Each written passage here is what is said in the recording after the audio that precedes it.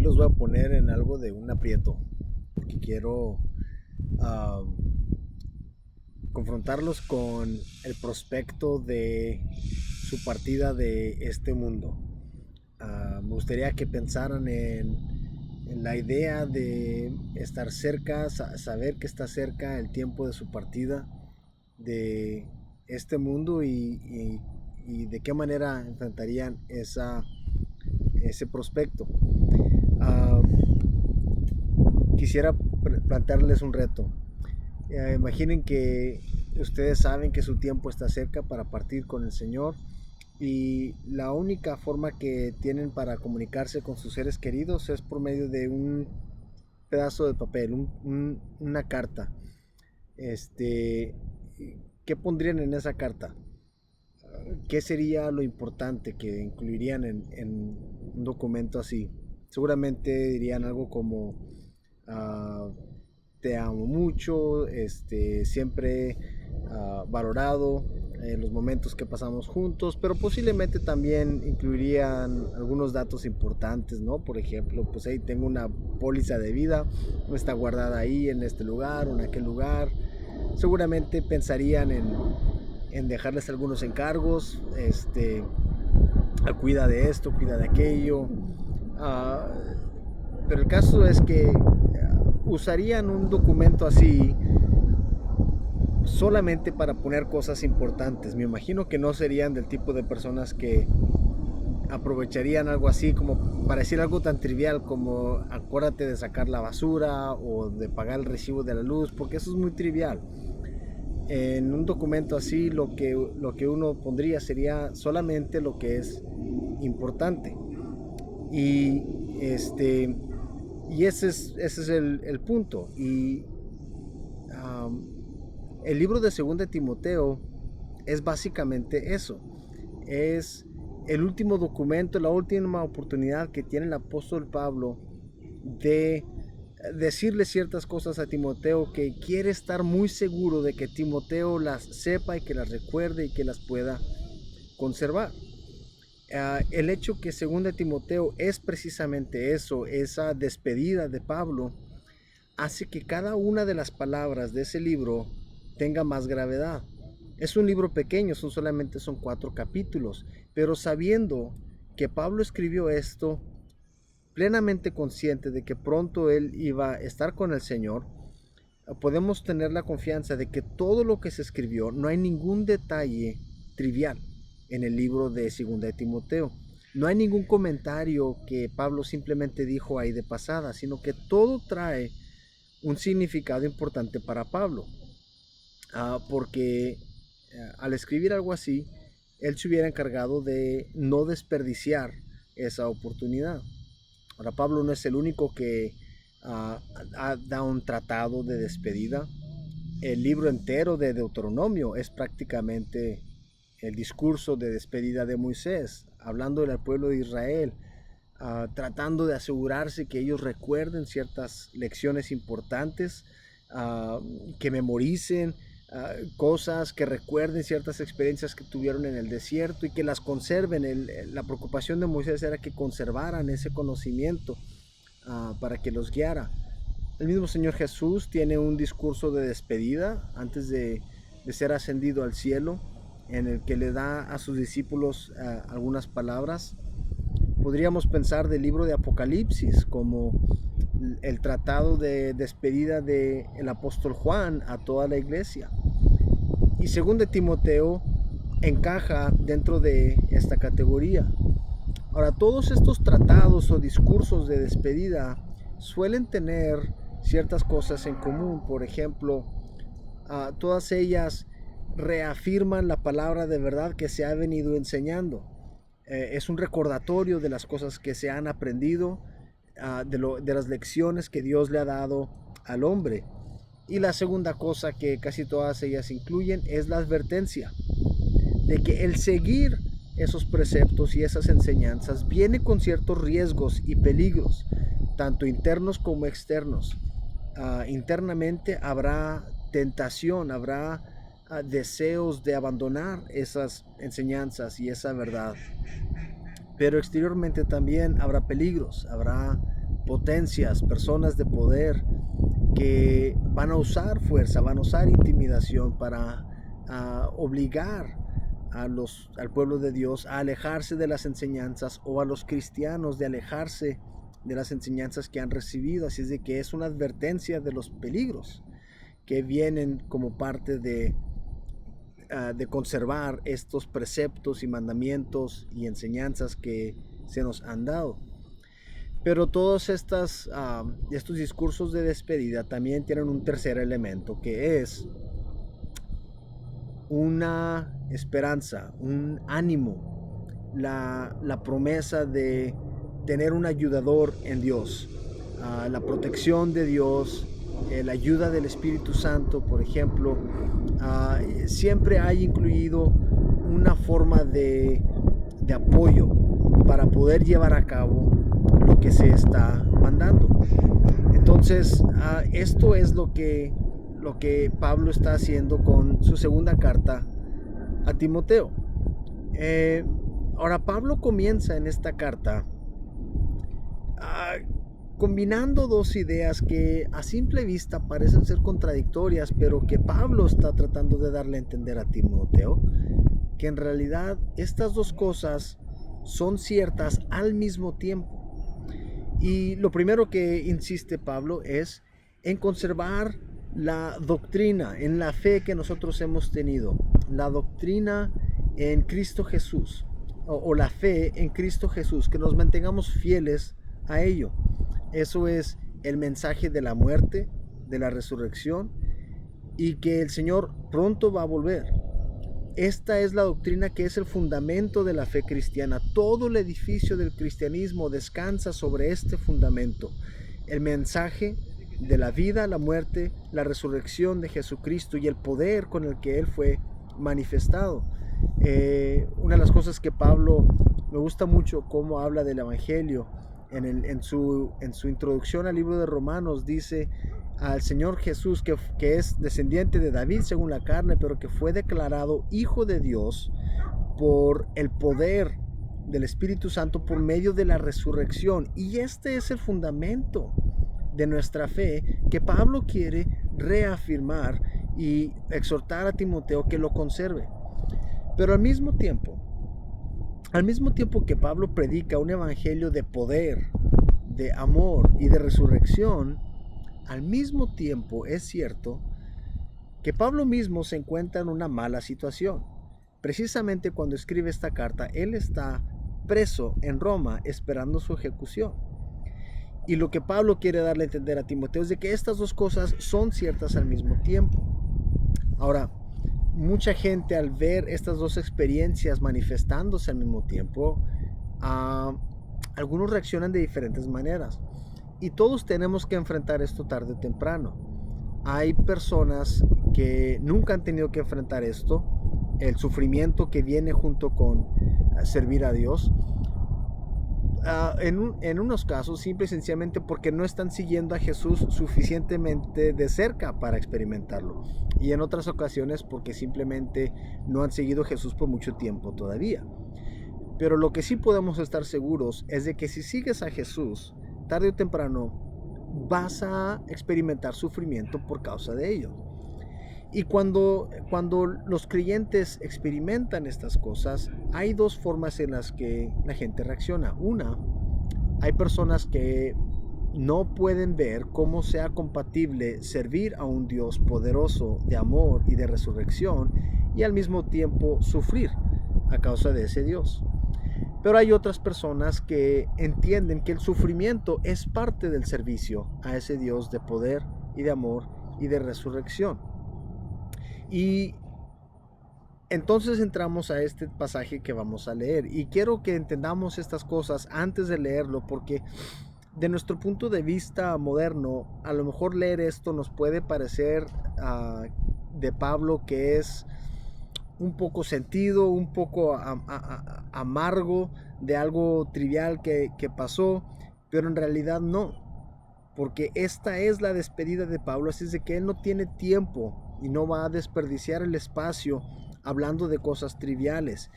Y también es importante que entendamos cómo la gente reacciona al enfrentar sufrimiento mientras sirven a Dios. Entonces, segunda de Timoteo, el capítulo 1, versículos 15 al 18, dice: ya sabes esto, que me abandonaron todos los que están en Asia, de los cuales son Figelo y Hermógenes.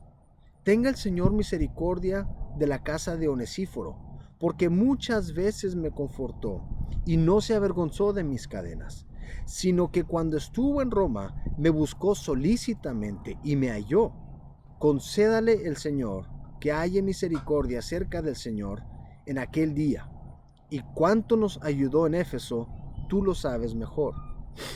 Lo que tenemos aquí es una situación en la que no sabemos realmente cómo fue que pasó esto, si pasó estando en Asia o si pasó estando en Roma, pero el punto es que Pablo estaba ministrando a los cristianos en Asia y la iglesia estaba explotando en la región de Asia dentro del Imperio Romano, y Pablo nunca estaba solo.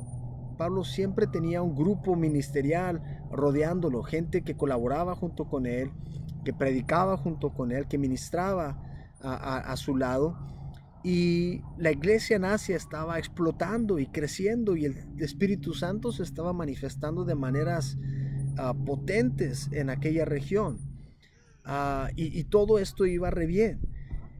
Pero entonces se desató la persecución de Nerón, y esa persecución poco a poco se fue acercando a Pablo hasta que la persecución alcanzó a Pablo.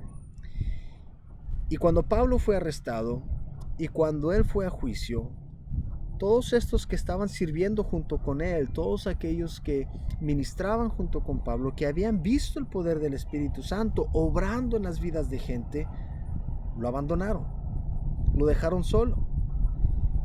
Y Pablo está ahí enfrentando un juicio y nadie con él. A aquellos que habían servido con él lo abandonaron y lo dejaron solo. No había quien estuviera de pie junto con él en su juicio, quien lo auxiliara, quien fuera su apoyo, quien lo consolara, quien le hiciera compañía. Y esto es lo que Pablo está mencionándole a Timoteo. Ahora, Pablo dice las cosas tal como son. No tiene tiempo de ser un poco más diplomático y de sonar bonito, sino que dice las cosas tal y como son y menciona nombres. Y le advierte a Timoteo, por cierto, estos que están en Asia, porque Timoteo también estaba en Asia. Así es de que como que no queriendo la cosa le dice, y estos están allá donde andas tú. Pero Pablo menciona cosas y yo no sé si esto es coincidencia o si Pablo lo hizo intencionalmente. Pablo muchas veces juega con palabras en sus escritos, así es de que posiblemente lo haya hecho con toda intención, pero mucha gente le hace honor a su nombre, y se me hace bien interesante que Pablo menciona específicamente a ciertas personas.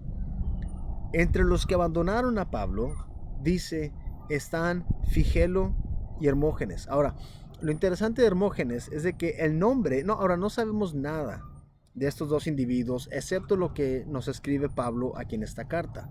No sabemos quiénes son, qué hacían, no sabemos nada de ellos, excepto lo que está aquí escrito. Pero lo que sí sabemos es de que el nombre Hermógenes significa hijo de Hermes. Es decir, Hermes, el dios griego. Y el dios griego era un dios mensajero y era conocido por su elocuencia, por su facilidad con palabras. En otras palabras, era un buen hablador. Y entonces Hermógenes es el hijo del buen hablador. Y Figelo es un nombre que significa fugitivo. Entonces Pablo está hablando de sus consiervos, de sus asociados ministeriales. Uno de ellos, el hijo del que habla bien, el otro, el fugitivo. Y el punto es de que, pues sí, a lo mejor hablan muy bien, son excelentes predicadores o maestros, pero cuando las cosas se ponen difíciles, huyen, salen corriendo.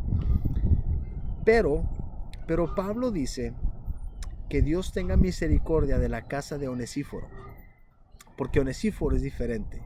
Y el nombre de Onesíforo a mí se me hace fascinante, porque Onesíforo significa el que trae ayuda o el que trae beneficio. En otras palabras, Onesíforo es el refuerzo. Onesíforo es la caballería que llega al rescate. Onesíforo es aquel que llega justo cuando más lo necesitas y te da ese impulso que tú necesitas para continuar. Y cuando pienso en Pablo estando preso allá, arrojado en una celda fría, húmeda, oscura, solo, condenado y esperando su ejecución, y estando ahí, de pronto oír que alguien toca la puerta de su celda y escucha a Pablo esa voz conocida: Pablo, ¿estás bien? Soy Onesíforo, vengo a ver cómo estás. Dice Pablo que no fue una vez, sino que fueron muchas veces las que Onesíforo lo buscó diligentemente hasta encontrar a Pablo donde quiera que él estuviera sufriendo y pasando malos ratos, ya sea encarcelado o golpeado o solo. Onesíforo tomaba la iniciativa y lo buscaba y lo encontraba. Y lo fascinante de todo es de que Onesíforo lo hacía de su propia iniciativa. El elemento de sorpresa de que Onesíforo llegara a donde estaba Pablo es lo que hace su acto más valioso, el hecho de ser inesperado. Pero lo que quisiera pensar un poco es, ¿qué pasa con las personas? ¿Por qué es que algunos abandonan y otros apoyan? Todos ellos eran creyentes. Todos ellos eran consiervos de Pablo. Entonces, ¿qué es lo que pasa para que unos lo abandonen y otros lo apoyen? Y la respuesta es simple y sencillamente vergüenza. Lamentablemente, aquellos que lo abandonaron tenían vergüenza de Pablo. Ahora, hay diferentes tipos de vergüenza. Hay vergüenza como cuando te das cuenta que has hecho algo penoso, cuando te das cuenta que tú has hecho algo mal. Y hay otro tipo de vergüenza que es cuando te sientes defraudado, cuando sientes que has cometido un error en confiar en alguien. Y estos individuos, en nuestros tiempos, a lo mejor no es tan extraño estar asociados o relacionados con personas que estén en prisión, pero en el mundo antiguo, echar a alguien en prisión era reservado para quienes se consideraban ser una verdadera amenaza contra la sociedad. Y no quería una persona estar asociada con alguien que estuviera en prisión, que tuviera ese estigma de ser un peligro para la sociedad. Además de que el estar asociado con alguien que estuviera en prisión, especialmente si estaba ligado a un movimiento nuevo, a veces por implicación, esas personas podrían ser también llevadas a juicio. Se iban arrastrados entre los que estaban encarcelados. Y cuando Pablo es arrestado, estas personas piensan que a lo mejor se han equivocado, han puesto su confianza en el Dios equivocado. No pueden entender cómo es posible que sirviendo a un Dios poderoso puedas también sufrir. Así es de que ellos hablan muy bien, hablan con elocuencia, pero cuando las cosas se ponen difíciles, ellos huyen. Pero no así Onesíforo. ¿Pero por qué? Porque Onesíforo ve a Pablo diferente. Ellos miraban a Pablo como su socio. Eran asociados ministeriales, pero Onesíforo mira a Pablo diferente. Y él mira a Pablo diferente porque ve a Jesús de una manera diferente. ¿De qué manera lo ve? Pues hay algo bien interesante que nos dice el escritor de Hebreos, que yo pienso que nos puede ayudar a entender cómo es que Onesíforo veía al Jesús que servía a Pablo y por qué veía a Pablo de la manera que lo hacía. El escritor de Hebreos dice, en Hebreos 2, versículo 11, dice: porque el que santifica, hablando de Jesús, y los que son santificados, de uno son todos, por lo cual no se avergüenza de llamarlos hermanos. Fíjate bien, porque el que santifica y los que son santificados, de uno son todos, por lo cual no se avergüenza de llamarlos hermanos. El que santifica es Jesús y los que son santificados somos nosotros los creyentes. ¿Te das cuenta de lo que está diciendo el escritor de Hebreos? Jesús mismo, el creador del universo, te considera a ti como su hermano. Entonces, quiero imaginarme, si te imaginas, imagínate, recuerda el peor día que has tenido como creyente, como cristiano, como un seguidor de Jesús, el día que más defraudaste a Jesús, el día que menos mostraste santidad, así como Él. Y quiero que te imagines que precisamente en ese momento en que tú estás en un acto malo, deshonrando a Dios, en tu peor momento, que precisamente en ese instante entra el Señor Jesús a donde tú estás y entra con todo su esplendor, esta figura tan impresionante, el Hijo de Dios, creador de todo el universo, un ser que no puede ni siquiera mirar directamente la cara porque brilla tanto, su rostro es como llama de fuego y no lo puede ni siquiera mirar directamente. Y este Jesús entra y viene con el Padre y viene con un grupo de ángeles, estos seres celestiales tan impresionantes, tan imponentes, brillantes también ellos, perfectos, que por miles de años han existido y han servido a Dios fielmente, sin mancha, y entran todos ellos y te encuentran a ti precisamente en tu momento más malo, en tu momento de debilidad, en un momento penoso, en el que te da vergüenza hasta levantar la cara.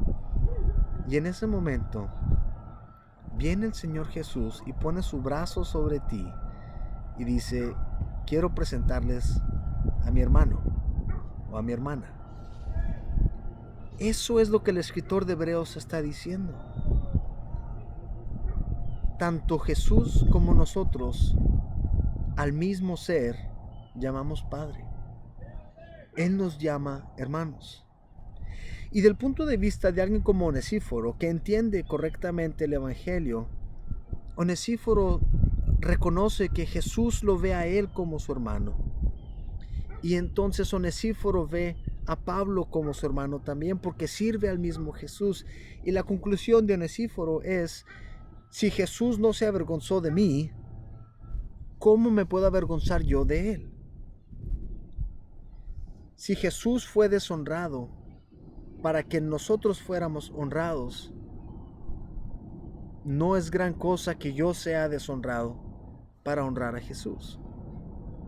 Y yo sé que si yo soy deshonrado, Jesús me va a honrar. Pero si yo me avergüenzo de Jesús, también Jesús se avergonzará de mí.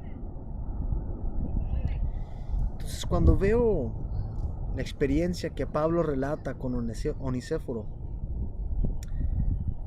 pienso yo que cómo quisiera yo tener más amigos como Onesíforo. Y tengo algunos, tengo varios amigos así como Onesíforo. Pero más todavía, pienso en que yo quiero ser como Onesíforo. Yo quisiera ser la persona que trae la ayuda. Yo quisiera ser la persona que llega cuando alguien está precisamente en su momento de debilidad y traer ese apoyo. Quisiera hacerte un reto. Piensa en alguna persona que tú sepas que está sufriendo, especialmente si alguien está sufriendo por causa del Evangelio. Y esto se puede manifestar de diferentes maneras. A veces es una persona que su matrimonio está pasando por una prueba difícil porque uno es creyente y el otro no. Eso es algo difícil y eso es sufrir por causa del reino. Posiblemente hay una familia en la que los padres o los hijos están divididos porque unos creen y otros no. Posiblemente conozcas gente que en estos tiempos han sufrido multas, cárceles aún, por estarse congregando cuando no deben. A lo mejor hay alguien que necesita tu apoyo de esa manera. A lo mejor es un ministro, un predicador, un maestro que está lidiando con las dificultades del ministerio. Quiero hacerte el reto de que pienses en una de esas personas y que tengas la iniciativa como Onesíforo de buscarlos, tomarte el tiempo, buscarlos diligentemente, acercarte a ellos, poner tu brazo sobre ellos y decir: hermano, aquí estoy contigo, vengo a darte mi apoyo. Que Dios los bendiga.